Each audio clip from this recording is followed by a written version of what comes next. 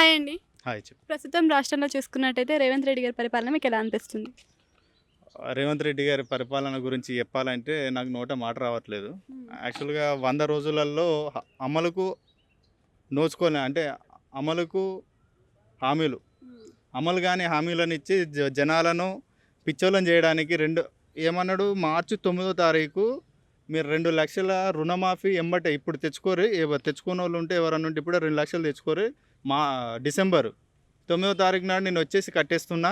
మీకు రుణమాఫీ అయిపోతదని చెప్పిండు. ఇప్పటివరకు అయిందా? దాని గురించి మళ్ళీ ఇప్పుడేమంటుండు? ఒకేసారి రుణమాఫీ చేస్తా అన్న రేవంత్ రెడ్డి ఇప్పుడు 3 దఫాలలో చేసేటందుకు ఆలోచన చేస్తా ఉన్నాడు. రైతు బంధు ఒకేసారి రైతు బంధు ఇయ్యాల్సిన రేవంత్ రెడ్డి 3 దఫాలుగా, 4 దఫాలుగా ఒక్కొక్కసారికి ఒక్కొక్కరికి ఇచ్చుకుంటూ చేసిండు.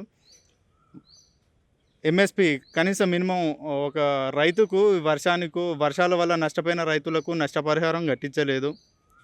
మినిమం వాళ్ళకు కట్టాల్సిన ఒక మద్దతు ధర కల్పించలేదు.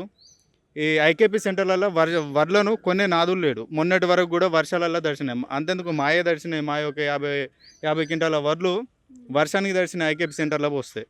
దాన్ని కొనే నాదులు లేడు. ఈ వడ్ల పైసలు ఇప్పటికి కూడా వాళ్ళే. అంటే వడ్లు కొనుగోలు చేసిన ప్రభుత్వం, ఆ ప్రభుత్వం నుంచి రావాల్సిన డబ్బులు ఇప్పటివరకు అవి నా అకౌంట్లో పడలేదు. అమలుకు నోచుకొని హామీలను ఇచ్చి ప్రజలను పిచ్చోలను చేసుకుంటూ కాలం గడుపుతుండు రేవంత్ రెడ్డి. అయితే ఎక్కువ రోజులు ఏమి ఉండకపోవచ్చు నాకు తెలిసి. రేవంత్ రెడ్డి పరిపాలన ఇలానే ఉంటే జనాలు, తెలంగాణ ప్రజలు దేన్ని అంత తొందరగా తీసుకోలేరు. అలా అని ఒక మనిషి మీద నమ్మకం పెడితే నమ్మకానికి కట్టుబడి ఉంటారు. నమ్మకాన్ని కోల్పోతే ఇప్పుడు ఉదాహరణ కేసీఆర్ అహంకారం కళ్ళు నెత్తికెక్కినాయి. ఏమైనా తీసి బొంద తీసి పెట్టారు. ఇప్పుడు కూడా రాబోయే రోజులలో తెలంగాణలో మంచి పరిపాలన రావాలంటే అది బీజేపీ పార్టీతో సాధ్యమవుతుంది. కాంగ్రెస్ ఎప్పుడైనా కాంగ్రెస్లోనే ఉంది కాంగ్రెస్. ఇప్పుడు ఎన్ని స్కాములు అయితే రాబోయే రోజులలో చూద్దాం.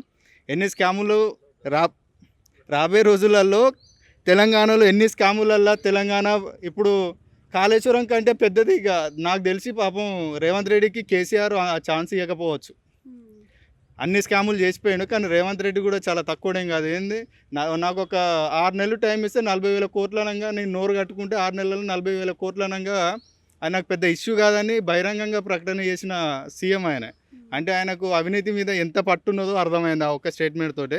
రాబోయే రోజులలో మరి అవినీతిని కట్టడి చేస్తాడా? అవినీతికి పట్టపగ్గా లేకుండా చేసి తెలంగాణ రాష్ట్రాన్ని ఇప్పటికి 7 లక్షల కోట్ల అప్పు ఉన్నది.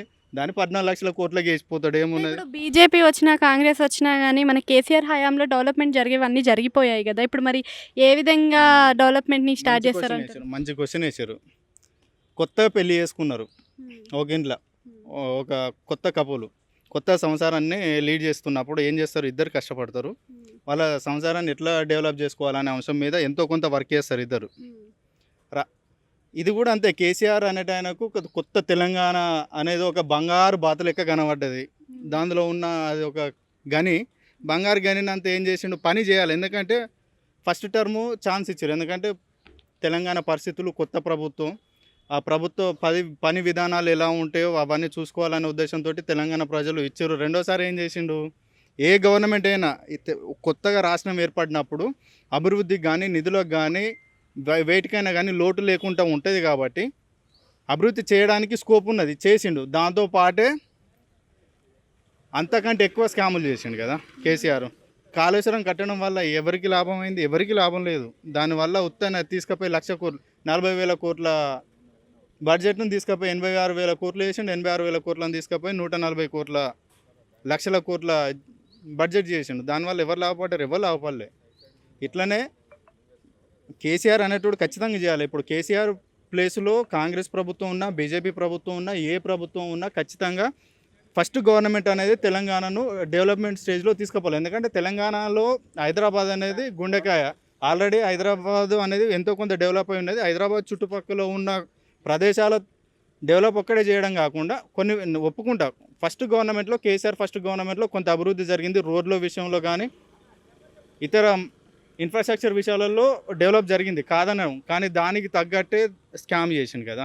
దానికి తగ్గట్టే తెలంగాణకు ఎంత అభివృద్ధి చేసినా అని చెప్పిండో దానికి 100 రెట్ల నష్టం చేసిండు కదా. ఆర్థికపరమైన అంశాలలో ఒకప్పుడు మిగులు బడ్జెట్ తోటి ఉన్న రాష్ట్రాన్ని ఇప్పుడు 7 లక్షల కోట్ల అప్పుల ఊబికి పోయిందంటే కారణం ఎవరు? ఏ ప్రభుత్వం? టీఆర్ఎస్ ప్రభుత్వమే కదా, కాదు ఇప్పుడు బీఆర్ఎస్ ప్రభుత్వం. ఆ బీఆర్ఎస్ ప్రభుత్వం అంటే అది ఇప్పుడు బొందలో అయింది కానీ